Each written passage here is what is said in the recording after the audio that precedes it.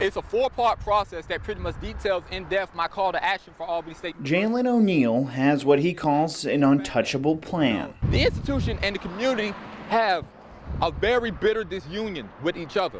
The Albany State student is hoping to fix that. He's proposing more campus interaction with community groups like the Good Life Drum Circle.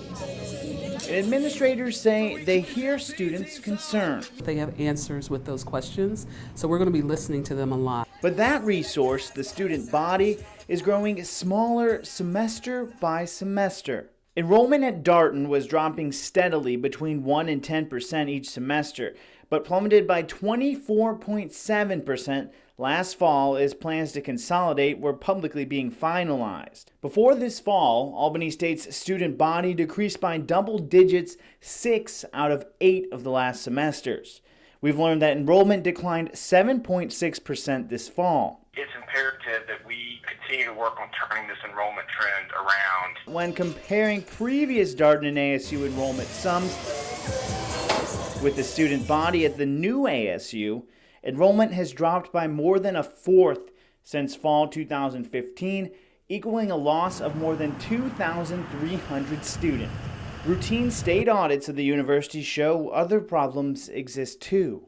Public records requests obtained by WALB show the school's auxiliary funds related to housing and athletics are in a multi-million-dollar deficit. And the issues are something students say they're noticing.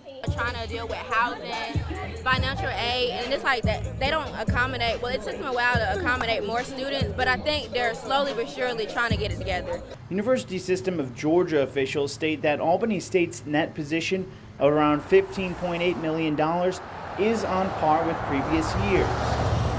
The auxiliary fund must sustain itself through student fees and other revenue sources. Officials say the residence hall deficit of $3.89 million is caused by non-operating interest expense for housing units on both campuses, which they say is normal, but the nearly $2.6 million hole athletics is facing has been growing over the past decade and is affected by decreasing enrollment as fewer student fees are collected and revenue sources don't meet costs. And it's just one of the things officials say they're working to develop a multi-year plan to fix. When we start looking at financial aid, we're already seeing differences. In fiscal year 2016, state audits revealed around 20 non-compliance violations in the financial aid office, misallocating thousands of dollars. For 2017, though, there was just one noted. What we're doing in that area right now is probably what we should have been doing 3, 4, 5 years ago. Let us know what's working, what's not working. A conversation that could help solve some of the campus's biggest issues and benefit both students and the people they interact with in the community on a daily basis.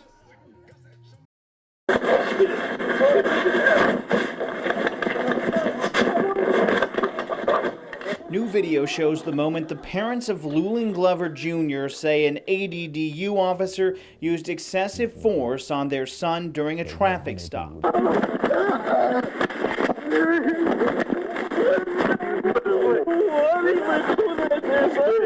Family members say the incident left Glover with multiple fractures and staples in his head. An internal Albany police report states a deadly force chokehold was used against him. When I seen it, I don't even want to talk about it. In the video, you can hear Officer Jamie Sutton saying he smells marijuana in the vehicle, prompting a search. I don't have no weed. An internal Albany police report would later state that Officer Sutton failed a polygraph test and was considered to be untruthful when restating that he smelled marijuana and saw it in Glover's mouth. There's nothing you can do. Yeah. So you just have to watch and feel hopeless as far as watching your child, go through this. That feeling is something that has prompted Glover and his family to draft a lawsuit against those responsible. Sutton resigned from his position earlier this month before the city manager made a decision on his termination, which was recommended by the police chief. Glover's family says they're upset by the city's handling of the case. It truly is shameful that he was allowed to resign and could possibly go somewhere else, but no, because anywhere He goes, if I find out, I will be forwarding that video to that police department. It's a personal battle Short says she'll be fighting for years to come. Brush has taken over the once Grand Island golf course, and it hasn't had much of a fight since a lengthy process to open up the Lee County Medical Center shut down the course. I too became convinced that it was a market that needed another facility, if nothing else, just to spark competition. Lee County Medical Center CEO G. Edward Alexander says he first became interested in operating a hospital in the Albany area when an Albany real estate investment company approached him about the need for more healthcare competition. Documents show that Alexander's efforts to create a new hospital did not just start here in Lee County. In fact, it started here in Albany on Palmyra Road. Under a company named the North Albany Medical Center, documents state Alexander tried to convince the Georgia Department of Community Health to allow the Federal Trade Commission to order Phoebe to sell or lease the company Phoebe North in 2014. At the time, DCH documents state the Federal Trade Commission was working to finalize an antitrust settlement with Phoebe and request more information to see if they could make the company divest the former Palmyra Hospital. I was a bit ambivalent about that initiative.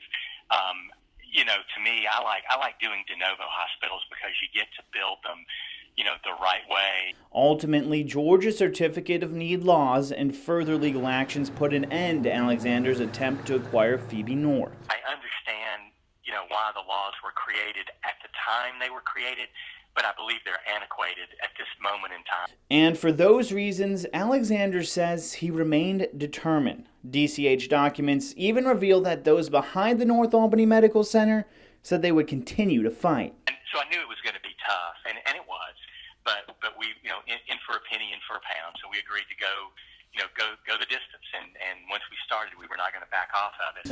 Soon, this will be the scene again. City leaders decide how to best market the Albany area to potential visitors. Whichever way I vote, it will be to make sure that we try to do what is best for Albany. A recent UGA study has suggested the CVB may benefit from becoming a standalone entity, opposed to how it currently operates as a department of the Chamber of Commerce. But Albany Chamber CEO Barbara Rivera Holmes says the Bureau is successful, and she hasn't heard a legitimate business concern about it. We have a productive relationship between the Albany Area Chamber and the Albany Convention and Visitors Bureau, both from a staffing component, from a leadership component, and then from seeing that return. Despite her argument and a similar sentiment expressed in the Carl Vinson Center study, some believe the CVB's budget of $725,000 would be better spent if it stood alone.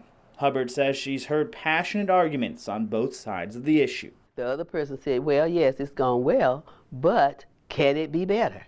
Can we improve? And we always want to improve, and then sometimes we need to stay the same. For now, a CVB staff of 4 full-time employees and a handful of part-time workers are putting their heads together to bring visitors to the area. Some respondents in a Carl Vinson Studies survey have said they believe the CVB could be more focused on tourism-related activities rather than the general business interests of the chamber if it's split. And that's what the Bureau, funded by tax dollars, is meant to do.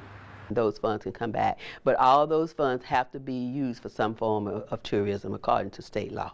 While it's only a small part of the CVB budget, chamber timesheets show administrative fees paid for by CVB bed tax dollars relate to activities some may question as tourism related.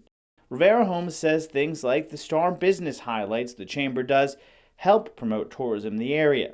That despite some companies being from industries visitors might not interact with, like tool and equipment rentals, hydraulic repairs, and agricultural chemicals. And with all the information and swirling debate, city commissioners have their work cut out for them next Monday.